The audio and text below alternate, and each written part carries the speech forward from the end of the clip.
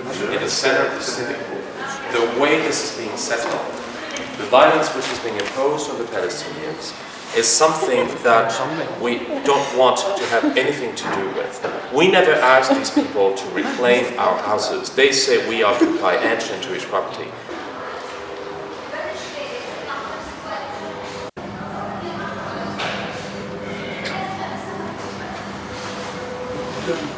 So, Hello. do you like the picture?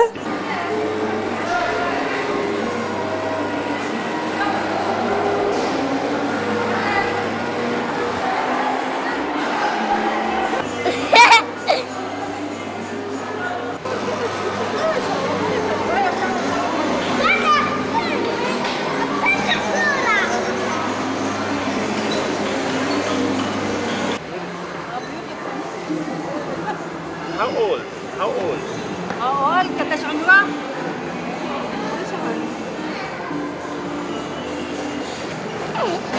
Thank you very much. Yeah, I like it.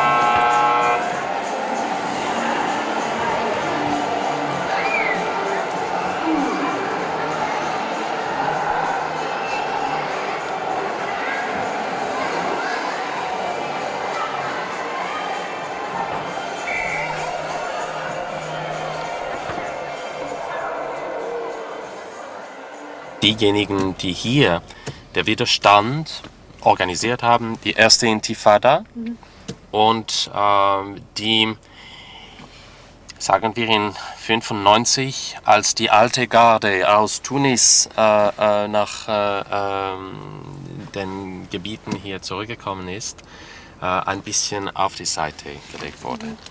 Und, aber die sind mit Marwan Barghouti und eine Reihe von anderer Persönlichkeiten, die sind die Politiker, die wirklich eine eine Unterstützung, eine breite Unterstützung, Glaubwürdigkeit und Legitimität in der Bevölkerung haben. Quaddura Faris hat 14 Jahre ist 14 Jahre in israelischen Gefängnissen gewesen, vom Alter von 18 bis 32 für seine Beteiligung an gewisse Aktionen während der ersten Intifada. Und er ist auch, er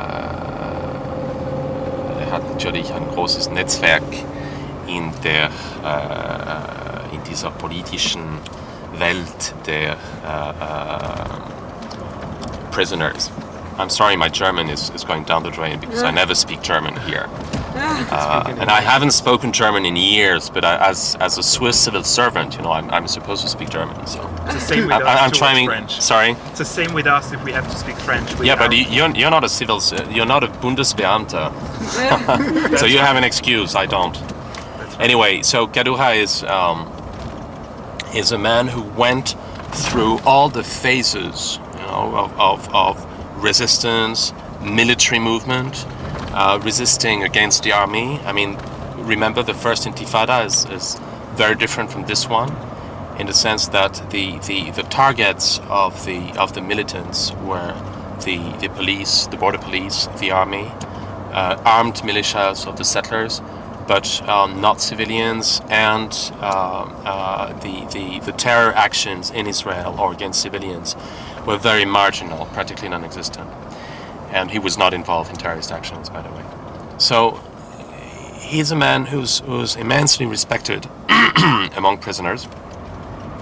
And, of all prisoners, implying not only Fatah prisoners, but also Hamas, Jihad, and all sorts of people. So he's also within the government of now Abu Mazen, but previously under Yasser and Abu Ala as prime minister. He was one of those who really had the contact with Hamas people, with Jihad, trying to negotiate. Quaddura Faris is the leader with Ahmed Hanem, whom we were supposed to meet after him, who negotiated the first truce, Hudna, with Hamas in the summer of 2003. I don't know if you remember, but not this summer, but last summer. Mario, we're going to Calandia. Calandia? Yes. Okay, I'll tell you again. Here's a man who, after having spent the very best years of his life, can say the vision for the future, the vision for our people is a two-state solution, a fair two-state solution, a fair deal on the refugee issue, which does not imply a massive comeback of millions of refugees to Israel proper, but a fair compensation, an acknowledgement of the suffering, and indemnization, and a deal has to imply on both sides concessions. You cannot get peace without making a serious effort. The interesting thing is, by putting the wall here, you actually leave on the Israeli side, a sizable part of the northern suburbs of East Jerusalem. Meaning that, who tells you that, potential terrorists do not live on this side rather than on that one? You don't know. The security implication here is a bit doubtful. But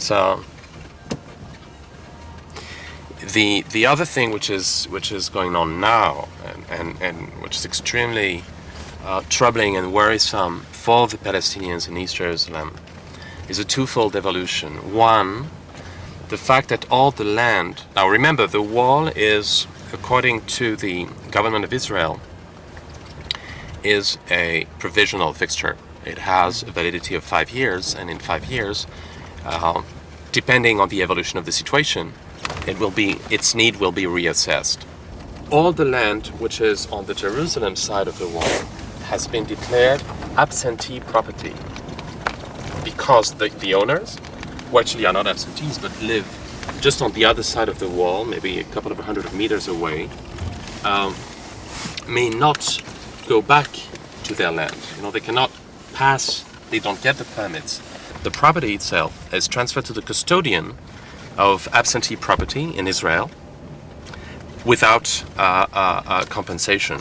So basically we're talking about thousands of acres, especially in the southern part of Jerusalem, whose property is being transferred from their rightful owners. They just realized a couple of weeks ago that they're no longer owner of their own land. So the land is transferred to the custodian, and it will be most probably turned into new real estate development for Jewish neighborhoods in Jerusalem, settlements. That's one troubling evolution for the people in East Jerusalem. The second one is that Palestinian inhabitants of Jerusalem may no longer go to Ramallah without a permit. Before, people from Ramallah could not come here.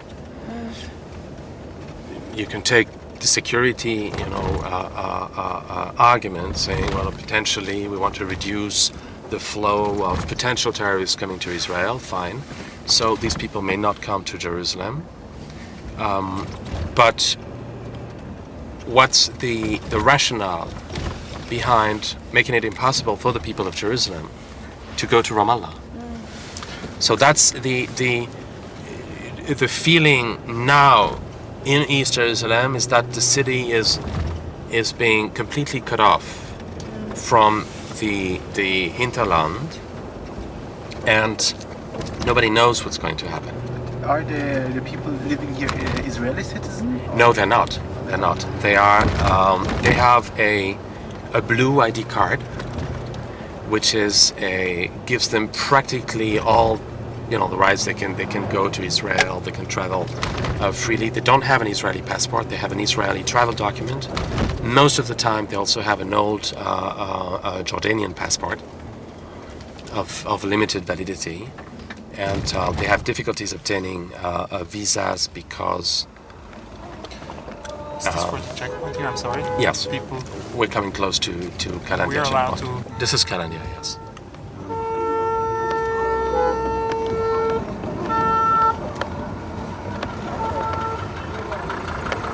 The situation in Jerusalem is very special because Jerusalem was annexed by Israel, which is not recognized internationally, legally.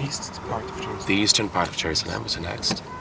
And so Israel considers East Jerusalem as Israeli territory. And it applies measures to that territory which it does not apply to the West Bank or to Gaza.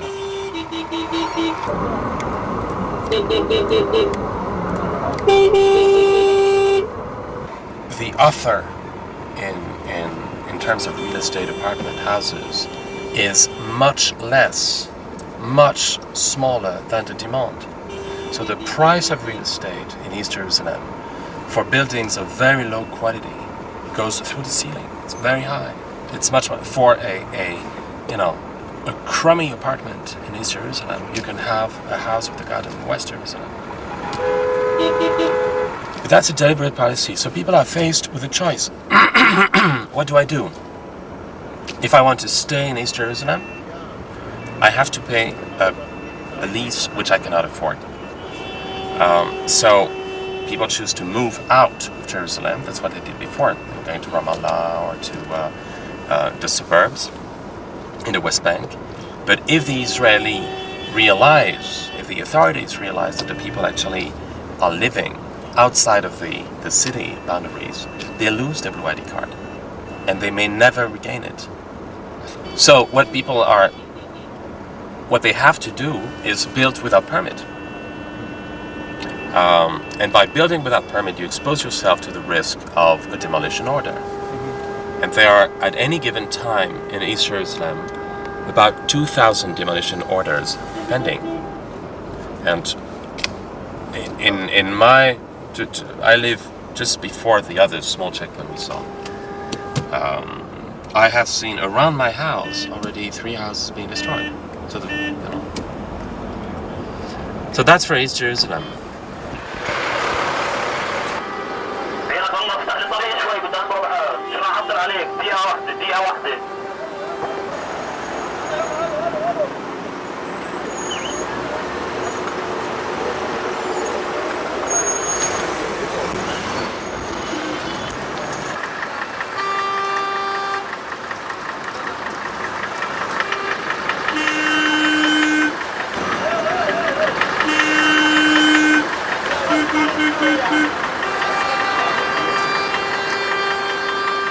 These are going to Ramallah, to the West Bank, these two, and the others are coming into Jerusalem. Now what we'll try to do is what I do sometimes, but there we'll have to hide the camera. Yes. You can still keep it here.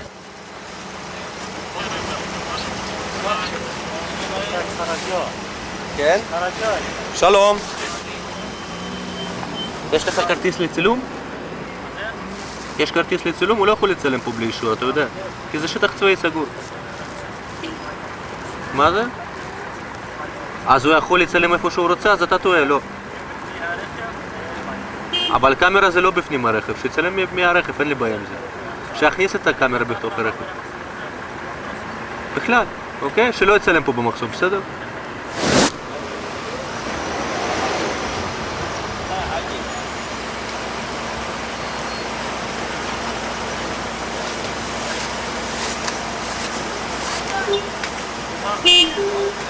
מה, הוא לא מצלם?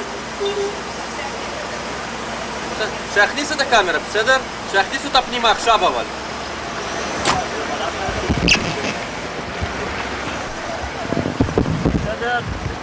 ביי. I can tell you of my own experience. I have been to Nablus, I've been to Jenin, I've been to Gaza. I don't speak Arabic, I just speak a few words. And they all answer to me in Hebrew because they think I'm Israeli. I have taken Israeli people to, which is not very legal, it's not supposed to go to Area A, but anyway, some Israelis to Ramallah, to Jericho, to funny places I won't even name. And they were welcomed by the people. You know, they said it's great that you come, that you see, I believe maybe you will understand, you know, why it is also so difficult for us on this side. So people have shit. You can come across the occasional lunatic, you know, that's... Exactly, that's why I think we should have this car. You've got to be extremely... You have to got an extreme bad luck, because that very person must know that you are, you know, of Jewish origin. Don't get me wrong, I mean, I just, you know, that's the thing. I don't get you wrong. I think it's great that you're coming. Really. I understand your fear. I go once a week when I have time to a writing club in Jericho. And we go to Jericho with the kids, and the people say, "Oh, how nice! You come from Israel. Welcome back." You'd be surprised. I mean, it's, and this is not to say that there are no people here who want to, you know, target the first Israeli they can come across. By the way, this is Psagot, a settlement.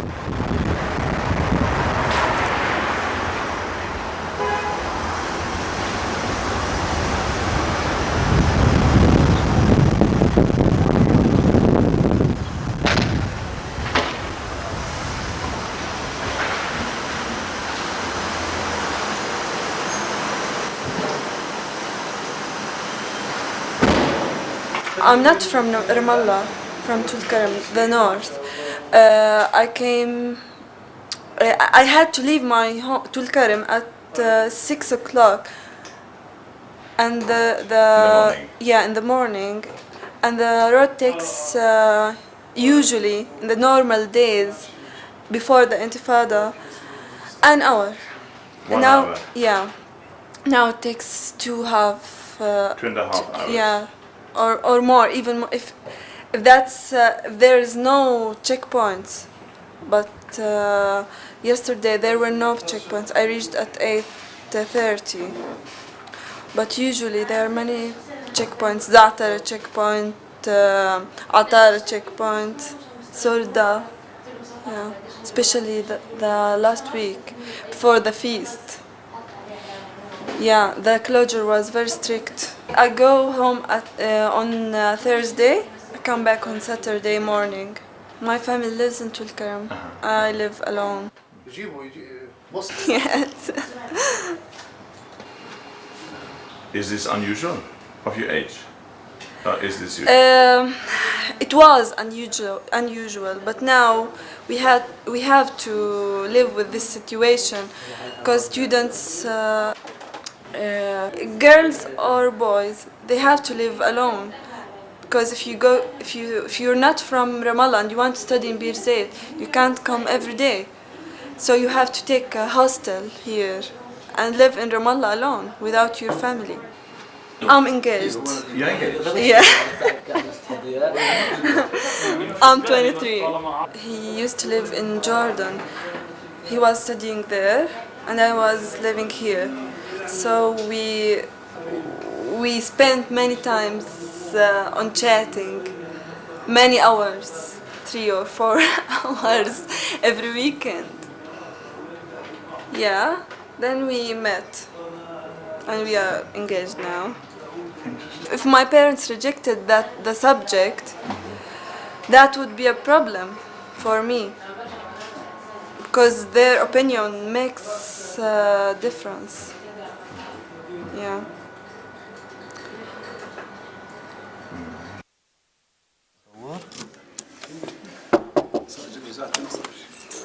Now, everybody is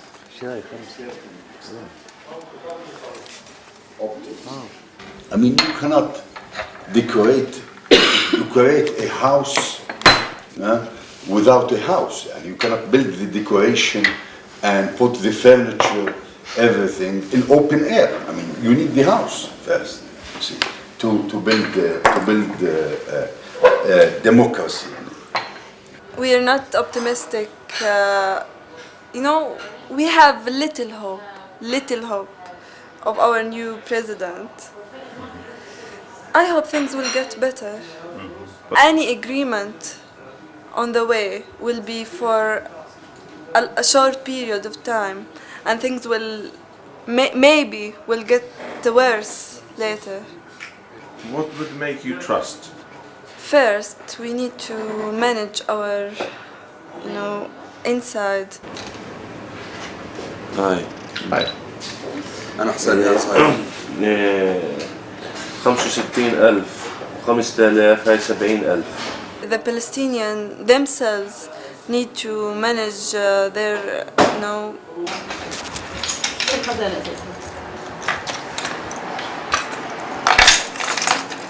طب من وين مش مع غيره؟